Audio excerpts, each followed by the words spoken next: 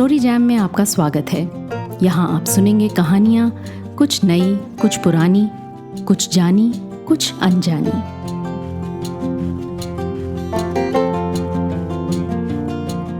कुछ महीने पहले अमेज़न की भूल भुलैया में घूमते घूमते मुझे एक अंग्रेज़ी किताब मिली। नाम ये उन दिनों की बात है।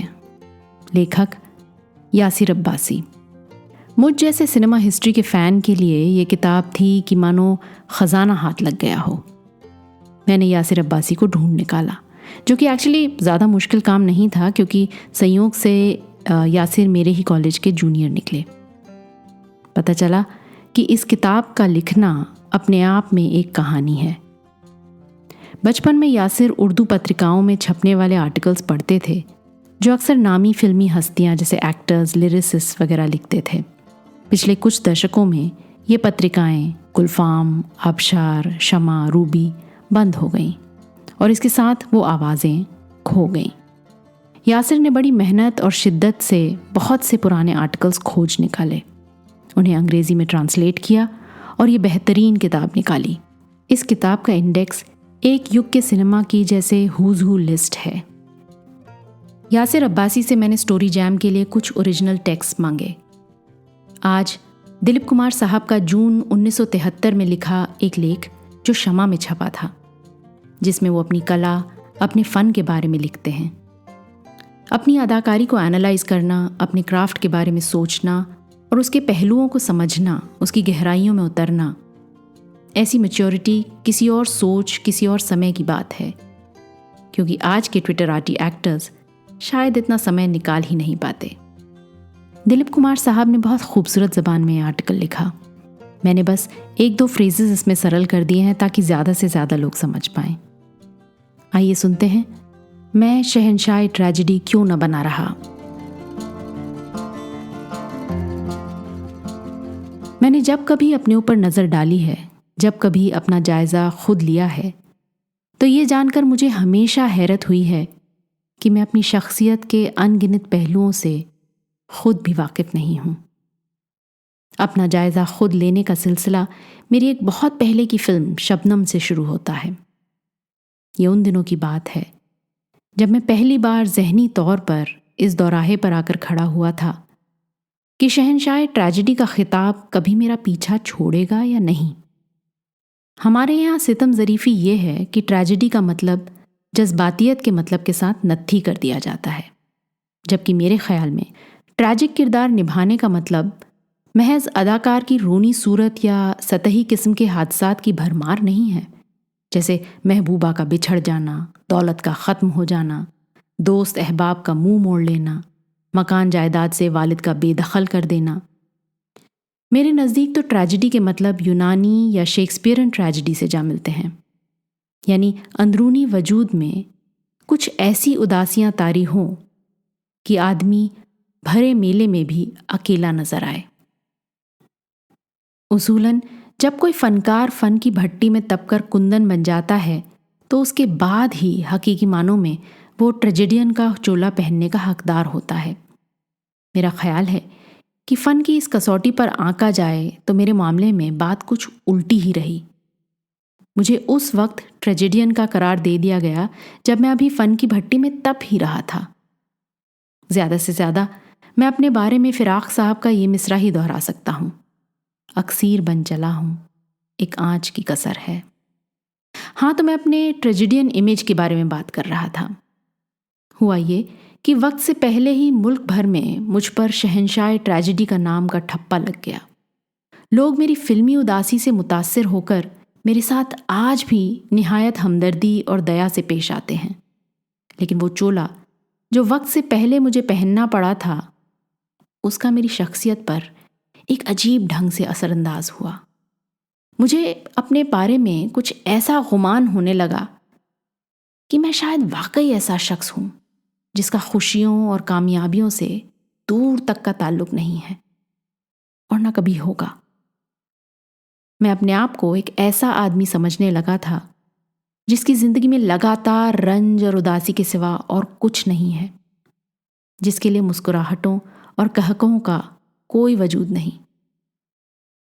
इस कैफियत ने मेरी शख्सियत में एक उथल पुथल सी मचा दी और मेरे अंदर जो एक खिलंदड़ इंसान था उसके पैर जैसे जंजीर से बांध दिए। जवानी के आगाज़ में या जहनी नापुख्तगी के आलम में जब इंसान किसी तासुर को कबूल करता है तो अमूमन बड़ी शिद्दत के साथ कबूल करता है। अब जो मुझे अपने अंदर के कहकहे लगाने वाले नौजवान इंसान को दबाना पड़ा तो मैं एक अजीब साइकोलॉजिकल घुटन का शिकार हो गया। मेरी प्रोफेशनल इमेज का जब मेरी ज़ाती ज़िंदगी पर असरअंदाज हुआ तो मेरे अंदर का अंतर्विरोध बढ़ने लगा। मेरे लिए एक निहायत गैर कुदरती और तकलीफ़देह पहलू साबित हुआ। उन्हीं दिनों मुझे फिल्म शबनम में जब एक मज़ाहिया अंदाज के रोल की पेशकश की गई तो मैं इस उलझन में फंस गया कि मैं इस रोल को कबूल करूं या ना करूं। कई दिन तक मैं बहुत परेशान रहा। आखिर मैंने इंग्लिस्तान जाकर माहिर नफ्सियात यानी साइकोलॉजिस्ट से राय लेने का फ़ैसला किया। वहाँ मैंने कई साइकोलॉजिस्टों से मुलाकात की। करीब करीब सभी ने मुझे ये मशवरा दिया कि मैं अपने ट्रैजिक रोलों की हदबंदियों को तोड़ दूं और हल्के फुल्के मज़ाहिया रोल भी कबूल करना शुरू कर दूं, वरना मेरी शख्सियत सीमित और नामुकम्मल रह जाएगी। चुनाचे जब मैं हिंदुस्तान वापस आया तो अपने फिल्मी कैरेक्टर्स के मुतालिक एक फैसला कुन नज़रिया मेरे साथ था। वापसी पर SMS नायडू की फिल्म आज़ाद में काम करने की पेशकश मेरे सामने आई तो मैंने फ़ौरन वो रोल कबूल कर लिया। मेरी ज़ाती ज़िंदगी और मेरी फ़नकाराना शख्सियत का ये ऐसा नया मोड़ था जिसने आगे चलकर मेरे अंदर की बटी हुई शख्सियत को एक बार फिर जोड़ दिया। ये बात नहीं है कि एकदम से नए रोल को अदा करने में मुझे किसी किस्म की जहनी या तसव्वुराती उलझन का सामना नहीं करना पड़ा। जब मैंने इस रोल के लिए हाँ की थी तो ये भी जानता था कि मिजाह के एतबार से कहानी के सांचे में ढलने के लिए मैं सही शख्स नहीं हूँ। मेरे लिए अपनी शख्सियत को यूँ बदलना आसान काम नहीं था। इसलिए एक बार फिर मैं बहुत तकलीफ़देह अमल से गुजरा, क्योंकि मैंने उस वक्त तक अपनी शख्सियत पर जो लबादा ओढ़ रखा था उसे उतार कर उसकी जगह एक नई शख्सियत को उभारना मेरे लिए खासा मुश्किल काम साबित हुआ। मेरे अंदर कई शक सर उठा रहे थे कि शायद मैं इस नई शख्सियत की किरदार निगारी में नाकाम रहूं, लेकिन खुदा का शुक्र है कि मैं कामयाब रहा और मेरी कामयाबी ने शहंशाह ट्रेजेडी को एक कॉमेडियन के बाजू में लाकर खड़ा कर दिया।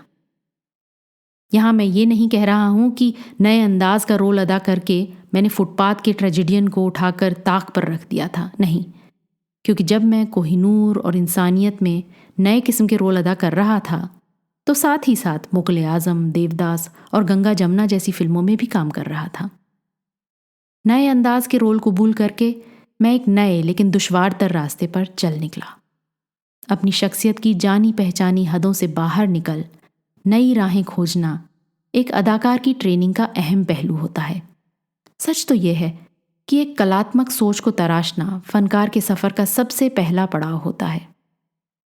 मेरा ख्याल है कि अगर खुद सदाई का इल्ज़ाम आप मुझ पर ना लगा बैठें तो मैं कुछ हिचक के साथ अपने आप को जमालियाती यानी एस्थेटिक खूबियों का अदाकार कहूँगा।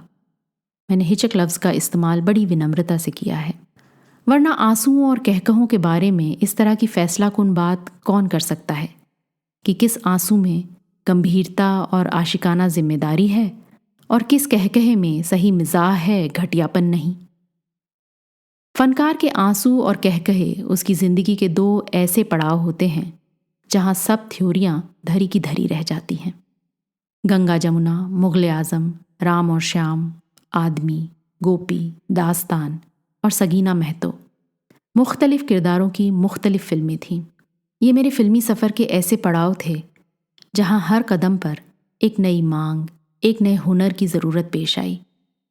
एक आर्टिस्ट की ज़िंदगी का ये सिलसिला कभी ना ख़त्म होने वाला सिलसिला है। मेरी अगली मंजिल क्या है मैं नहीं जानता, लेकिन मैं अपने फ़न को निखारने और उसको और बेहतर बनाने के लिए कदम उठाता रहूँगा। मंजिल दूर है या करीब, मैं वहाँ पहुँच पाऊँगा या नहीं, ऐसे हज़ारों सवाल सामने आ खड़े होते हैं, लेकिन दिल की गहराइयों से एक ही सदा बुलंद होती है, यूसुफ खान, सफ़र जारी रहे। बस समझिए वही बात घूम फिर कर फिर सामने आती है जो फिराक साहब ने कह दी है। अक्सीर बन चला हूं, एक आंच की कसर है।